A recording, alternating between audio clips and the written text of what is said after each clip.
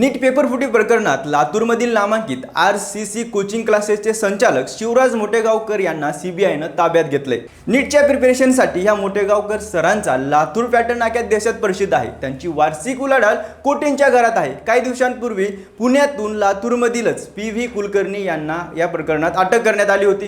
कुलकर्णी यांच्या कसून केलेल्या चौकशीतून शिवराज मोटेगावकर यांचं नाव समोर आलं होतं। त्यानुसार सीबीआयनं लातूरमध्ये चक्र फिरवली आणि सीबीआयच्या 28 जणांच्या पथकाने त्यांची तब्बल 8 ते 10 तास दीर्घ चौकशी केली होती।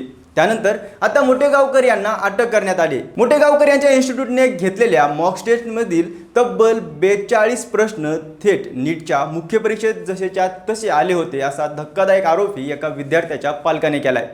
यासोबतच ते पेपर प्रसारित करणाऱ्या टोळीचे सक्रिय सदस्य आहेत। इतर आरोपींसोबत संगनमत करून परीक्षेपूर्वी प्रश्नपत्रिका आणि उत्तरपत्रिका मिळवली असे त्यांच्यावर आरोप आहेत।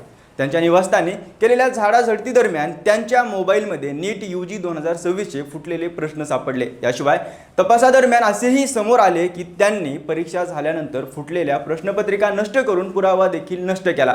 अटकेच्या कारवाईनंतर आता सीबीआयची टीम मोटेगावकर यांना दिल्ली कोर्टात हजर करणार आहे। त्यामुळे आता शिवराज मोटेगावकर यांच्यानंतर अजून किती मोठे मासे गळाला लागणार याकडे सगळ्यांचं लक्ष लागले। नीट संदर्भातील पुढील अपडेट पाहण्यासाठी लगावबत्तीला फॉलो करा।